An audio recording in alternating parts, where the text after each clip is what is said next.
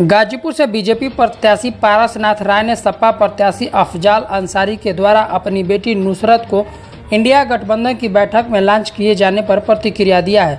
गाजीपुर में चुनावी पारा धीरे धीरे गर्म होता जा रहा है और सपा प्रत्याशी अफजाल अंसारी और बीजेपी प्रत्याशी पारसनाथ राय बीच आरोप प्रत्यारोप का दौर जारी है। अफजाल अंसारी ने इंडिया गठबंधन की बैठक में अपनी बेटी नुसरत को लॉन्च किया है और उनका परिचय भी कराया।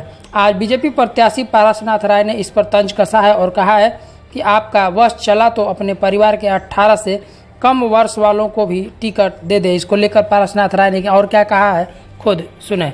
समझिए, जब घर भर को आप टिकट बांट लेंगे, एक एक परिवार को टिकट बांटने लगे, अगर आपका बस चलता तो 18 वर्ष से नीचे वाले जो है उनको भी आप टिकट दे डालते।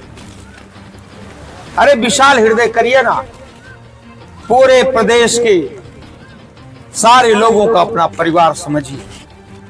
लेकिन एक बात कही गई है, महाजनो जेन गता सपंथा, बड़े लोग इधर से जाते हैं ना, वही रास्ता बन जाता है। तो उन्हीं के पार्टी के प्रत्याशी हैं श्रीमान अफजाल अंसारी जी। वो सांसद तो बसपा के हैं लेकिन प्रत्याशी सपा से हो गए हैं।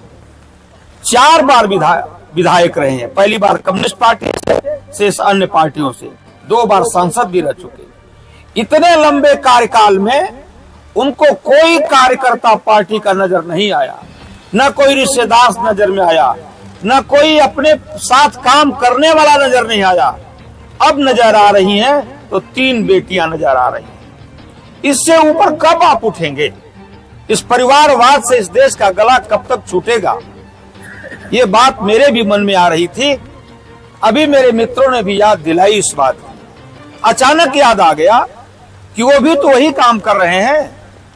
अरे कम से कम जिसको मसीहा कह रहे हैं, हम लोग तो कुछ दूसरा कुछ कर रहे हैं, उस मसीहे के बेटे को भी दे देते, उसकी पत्नी को, अपने भाइयों को भी दे देते। लेकिन आपको तो केवल अपनी बेटी नजर आ रही है, अपनी बेटी नजर आ रही है। इस तुच्छ राजनीति से आप हटिए।